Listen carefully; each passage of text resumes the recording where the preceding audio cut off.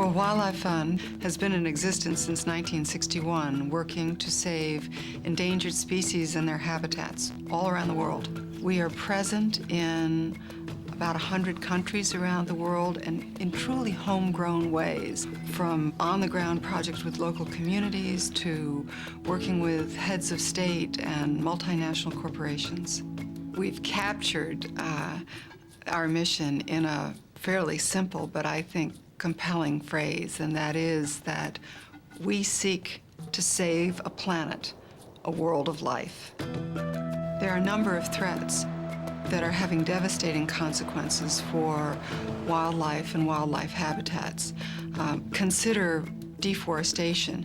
In the time it takes you to blink your eyes, an acre of forest is lost. Right now, we estimate that about between 15 and 20% of the original extent of the Amazon has been cut. So protecting life on Earth for us largely means being able to save places like the Amazon forest.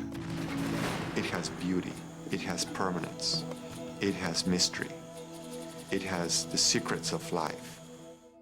One of the most amazing examples of conservation for the 21st century, I think, is the establishment of a protected area system for the Brazilian Amazon. We are trying to put under protection about 10% of the Brazilian Amazon. This basically means an area the size of California. So when World Wildlife Fund works in the Amazon, we don't come from the outside. We have WWF offices in the countries of the Amazon that are staffed by people from those countries. Any solution to conservation needs to take into account people. We are constantly trying to find solutions that will benefit both people and nature. So we are truly rooted in the local experience and local needs, and therefore have credibility that a purely international organization would not. Another major threat to our environment is from overfishing. 70% of the world's fisheries are on the verge of collapse. We've removed the lions and tigers of the oceans already, in the sense that the top predators, often whales, porpoises in some cases, the bigger fish are being removed. And that changes the underlying balance as well. And these are systems on which 2 billion of the world's people depend for food, as well as things of great beauty. I've snorkeled in some of the areas and swum around some of the most beautiful coral reefs, I think, that I've ever seen. They really are the rainforests of the ocean. It's incredibly colorful and it's incredibly diverse. There are fan shapes and brain corals and fire corals and all the different colors that you can imagine, and everyone has fish coming out from underneath it, or rays or eels. It's really an extraordinary experience to be there and to see how much life congregates around these structures underneath the calm surface of the ocean. Our logo is a giant panda, so it's no surprise that we're focused on endangered species, like the panda, like the African rhino, like the tiger, in order to save endangered species for the long term. You need to save habitat. The survival of plants and animals is very much dependent on a very intricate set of relationships. Preserving an elephant in the forests of Africa or in Asia will protect many, many other species of both flora and fauna, plants and animals and insects and everything else that goes along with it. So protecting one species really requires protecting these complex relationships. World Wildlife Fund has always been, at its core, first, scientifically grounded, and second, solutions-oriented.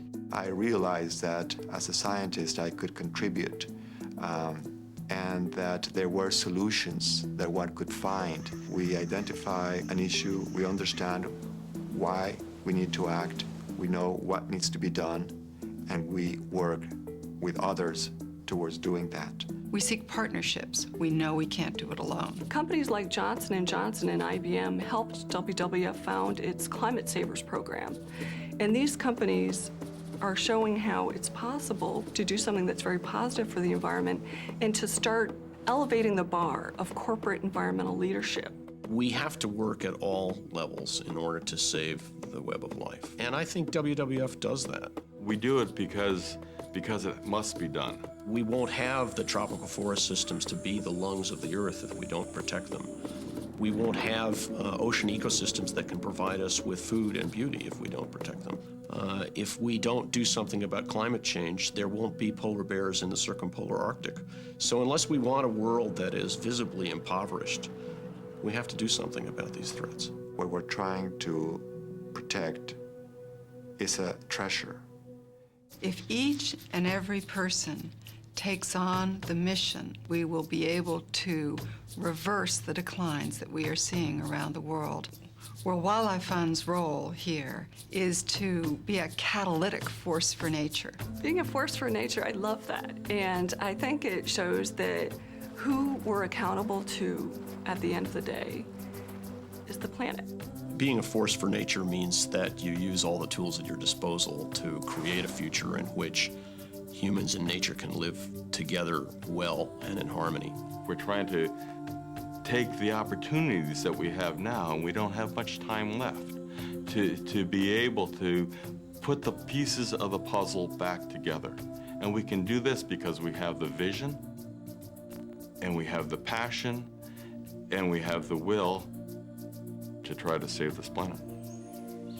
The planet we want to leave to our children is one that is rich, abundant, and beautiful in species, oceans and forests and wetlands, one that can nourish and sustain us all. We seek to be the force for nature which inspires others to follow suit.